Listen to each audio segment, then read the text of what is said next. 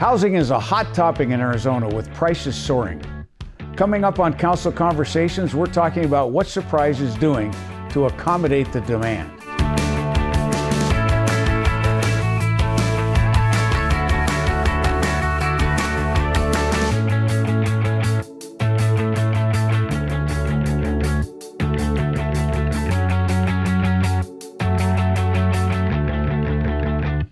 Hello, I'm Mayor Skip Hall.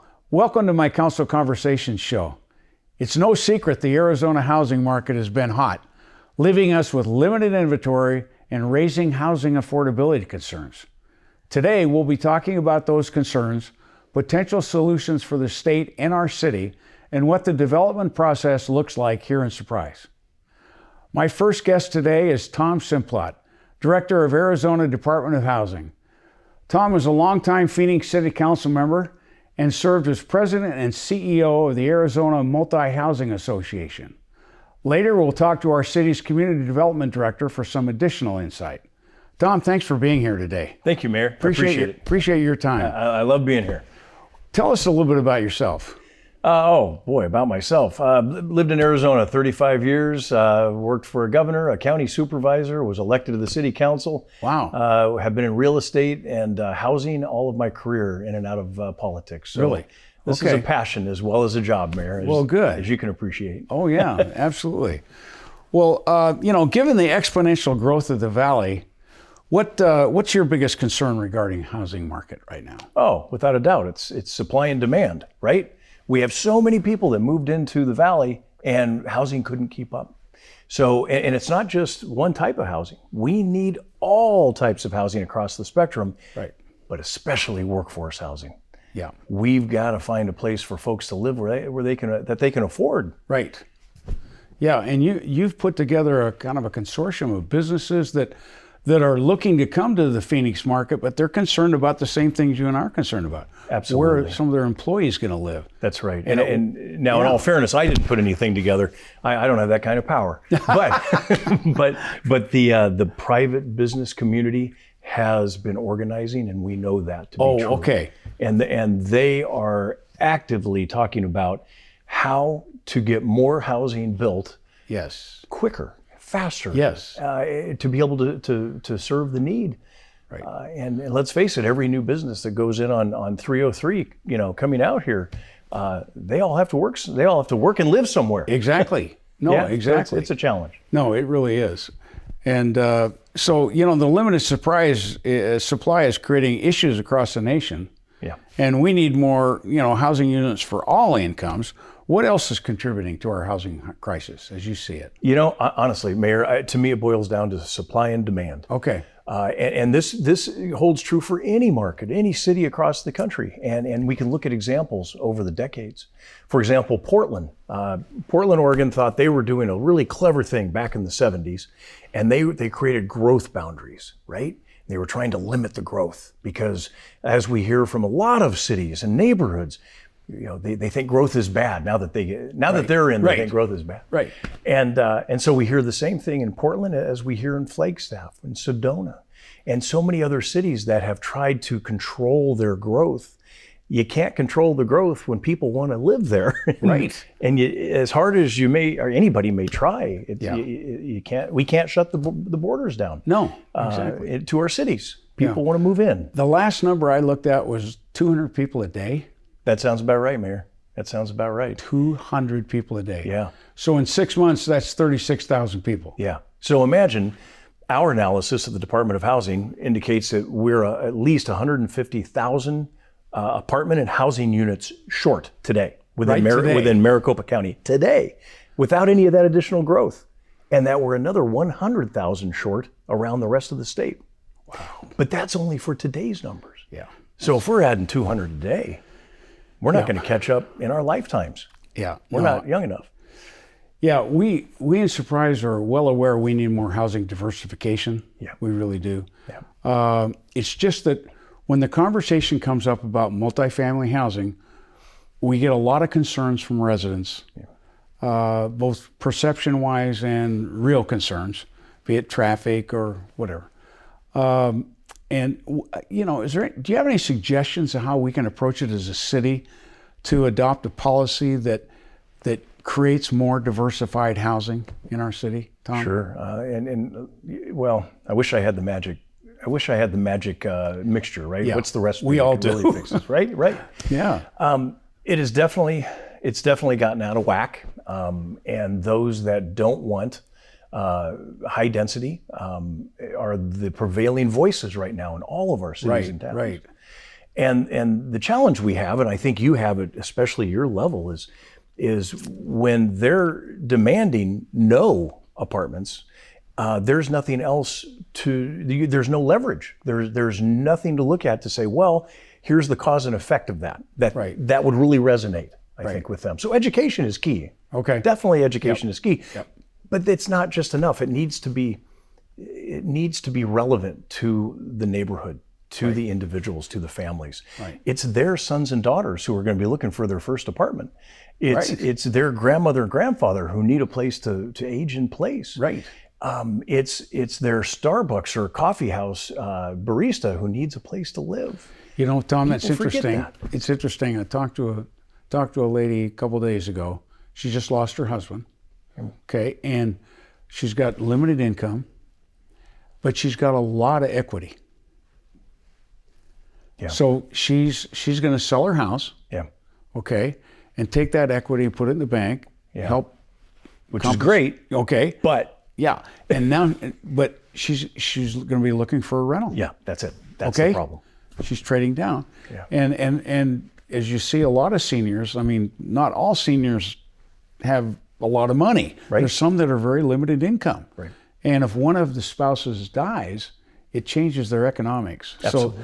So that's one thing that in the market that we're really looking at. Besides the young people getting on the escalator, trying to rent and save money so they can buy a house. That's right. And in today's market, Okay. makes you wonder how they're ever going to be able to save up enough. I know. We've got to build more housing. Exactly. We do. We really do. All types. All types, absolutely. exactly. So there's been a discussion at the private sector. I was just at an ASU meeting yesterday, about 90 folks from the business community, and they were talking about what could some of the solutions be. And one of the solutions was, what if commercial and retail property, and we see a lot of vacancies now, right? We do. Because everybody gets their retail delivered to their door. What if cities were to look at all of the retail and commercial sites and flip the dime on that and say, you can build residential there by right, up to a certain amount of density. Mm-hmm. So now instead of vacant commercial sites and retail, you could actually put people there. Right. I mean, that's what those areas should be for. That's exactly one of the things we're talking about. That's great. Because overall in our city, you know, with the Amazon effect, Amazon but even effect. before the Amazon effect, we felt that we had, in general, too much commercial land in Surprise. You know, we saved all the corners. Yeah. You know, typical. Every city does, right? You know, you save the hard corners for the gas station or the Circle K or the restaurant or whatever, and it's just we've got too much of it, frankly. Yeah. And we need to really look at that. And we're talking to our community development director about that. That's great. Specifically. Great. Looking at all our land and what can we do to facilitate. The other thing we're looking at is how can we accelerate the building permit process? Yes.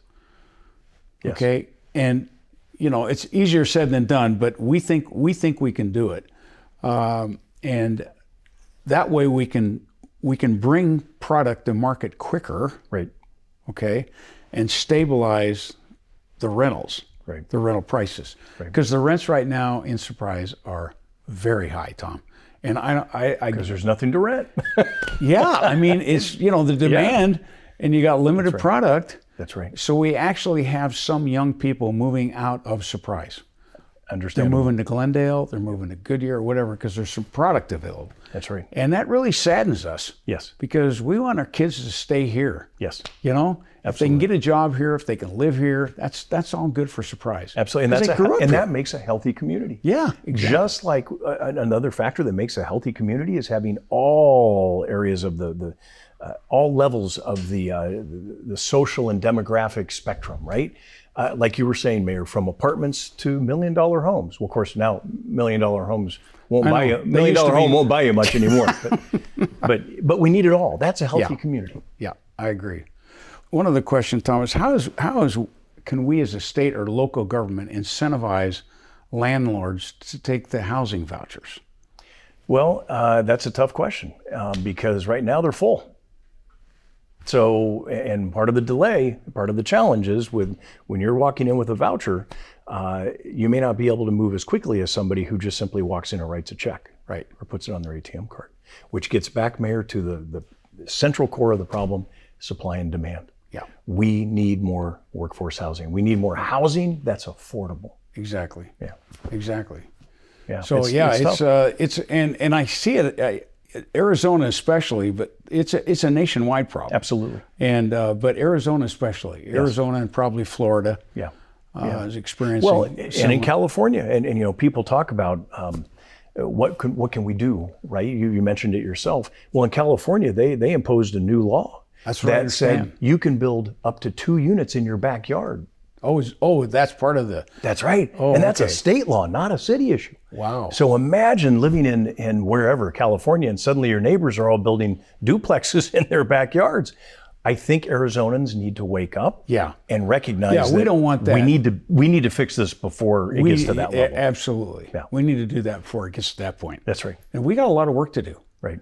All of us. Right. And another point, which I know you're thinking about this, but we've got with Intel doing a $20 billion expansion, right, with the Taiwanese chip manufacturer out in North Phoenix, off the 17 and 303. Right. I don't know how many people they're going to employ, but I drove by there the other day. They had 17 cranes. Wow. So we're talking, they're saying it's going to be about a $30 billion investment.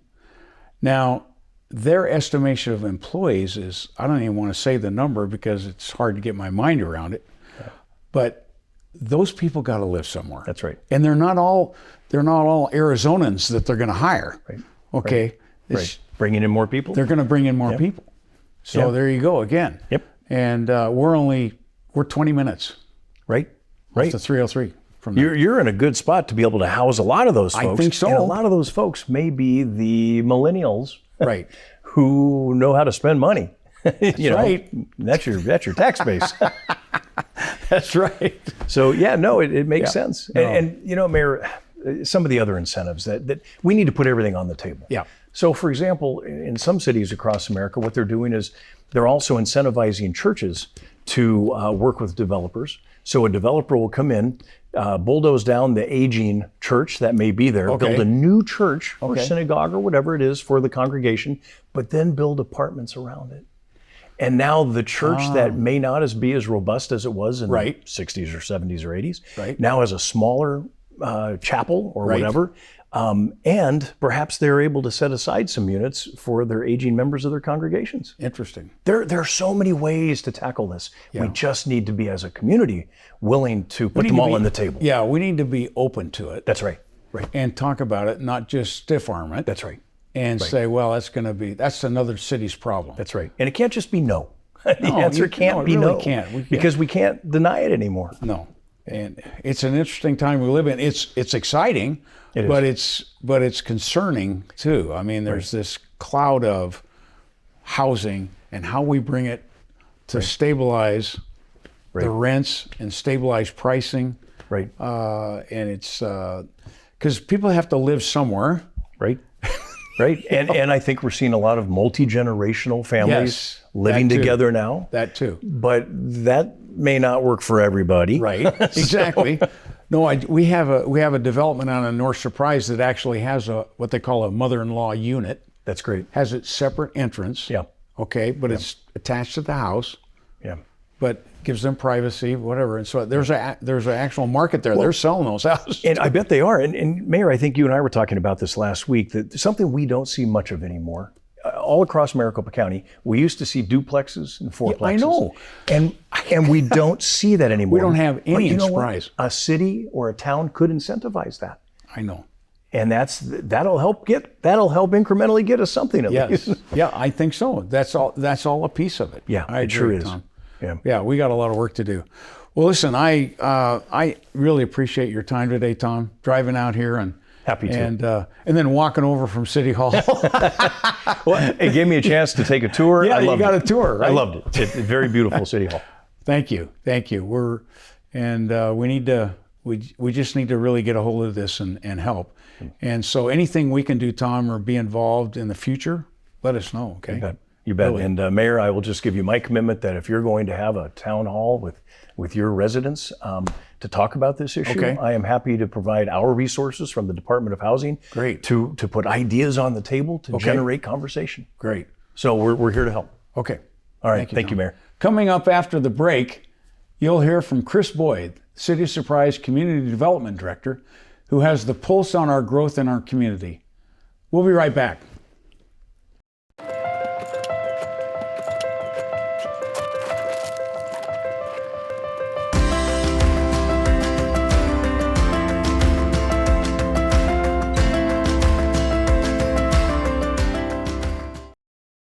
Welcome back. The city's Community Development Department provides the highest level of service related to planning, permitting, and building safety. Community Development Director Chris Boyd is here today to talk about some of these things. Thanks for being here, Chris. It's great to be with you today, Mayor. You know, the city has experienced exponential growth, especially in single family. Compared to other cities, how do we compare in terms of what we're lacking? So we're really lacking multifamily. Okay. According to MAG, which is the Maricopa Association of Governments, Right. Multifamily comprises about 8.4% of our housing stock.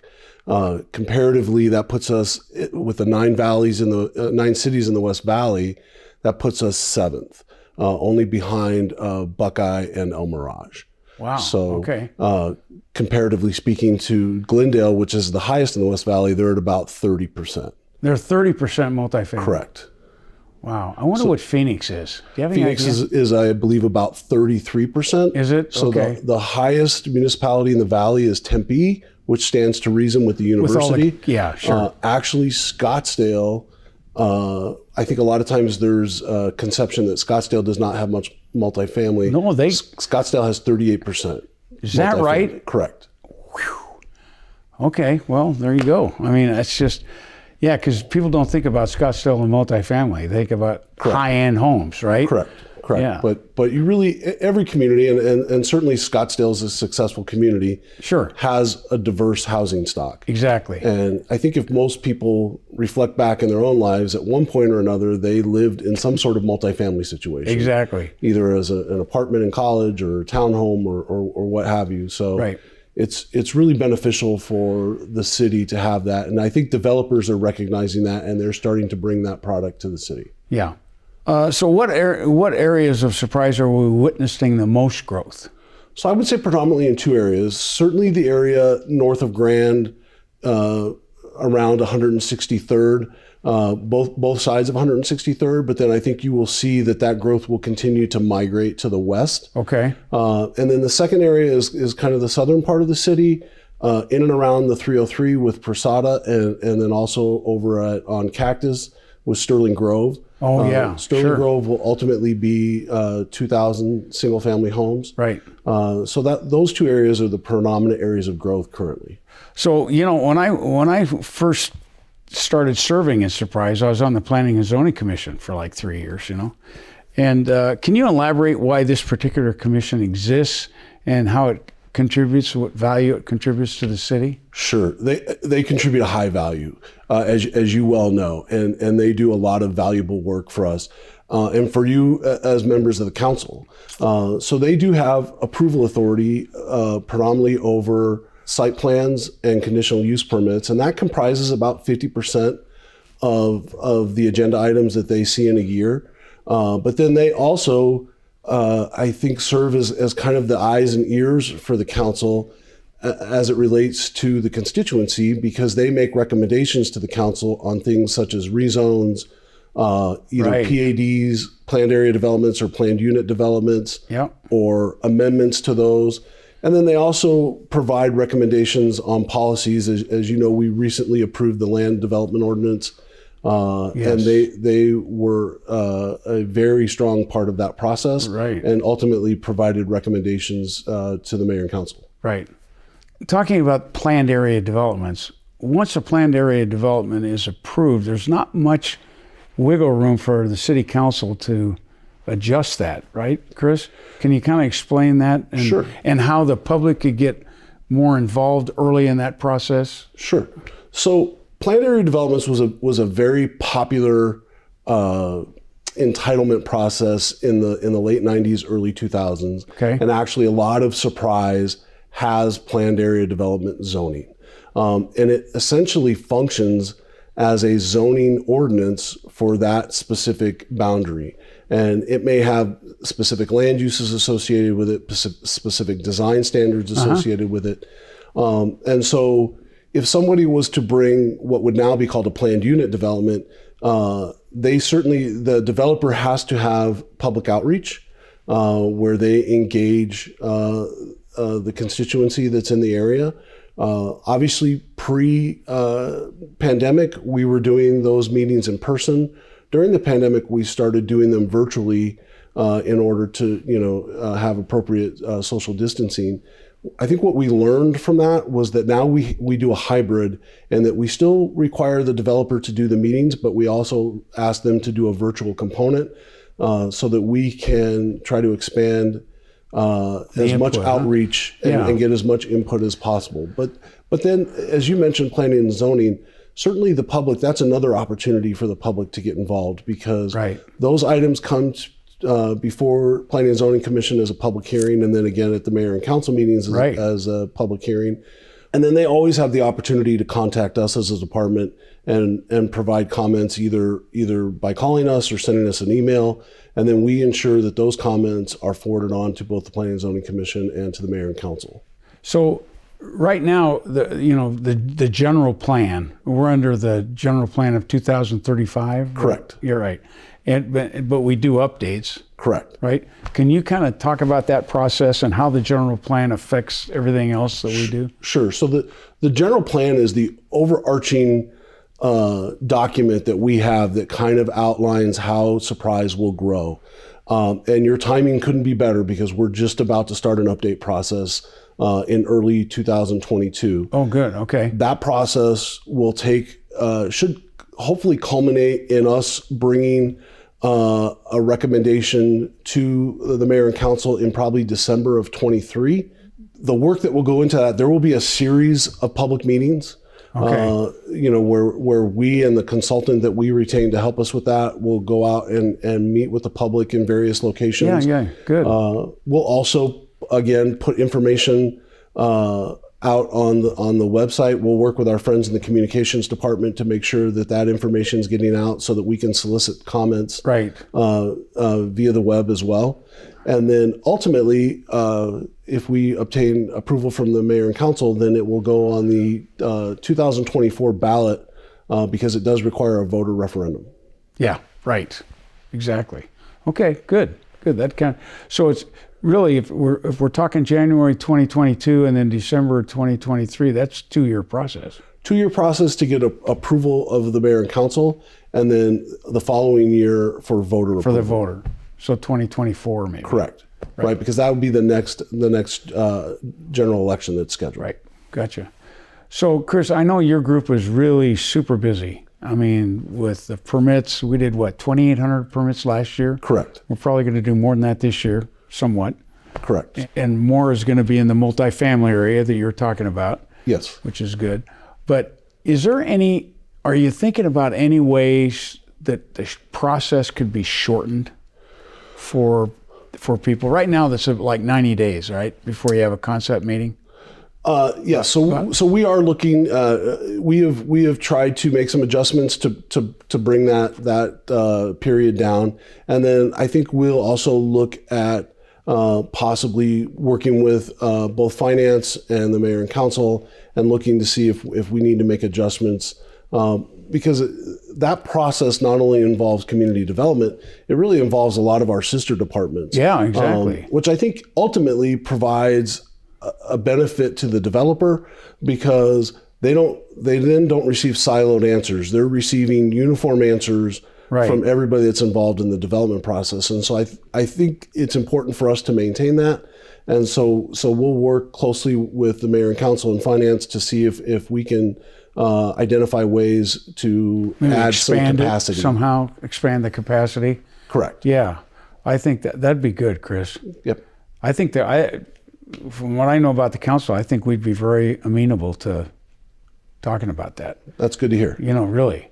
Yep. And because community development is such an important part of our city in the way it develops, and then we have economic development adding their piece to it. And they do a phenomenal job. They really do, and that helps us with job creation and all the rest of it. But community development is so important, and code enforcement falls under community development. Correct. And that's, I was telling somebody the other day, we need to, if a resident sees something that doesn't look right, I think they should call code enforcement and say this doesn't look right. There's weeds all over, or whatever it is, or there's a couch hanging out of a dumpster. Sure. Sure. And that doesn't seem right. Don't you agree, Chris? They should just call code enforcement and say, hey, help me out here. They can call the code enforcement hotline. They can also reach out to us. We have a dedicated email address that they can reach out, and we certainly welcome those calls, and then we'll go out and we're happy to investigate. I would say right now that represents about 25% of our case volume are complaints from the residents. Okay, well that's good, because we always talk about keeping the city clean, safe, and friendly. Sure. And cleanliness plays into safety.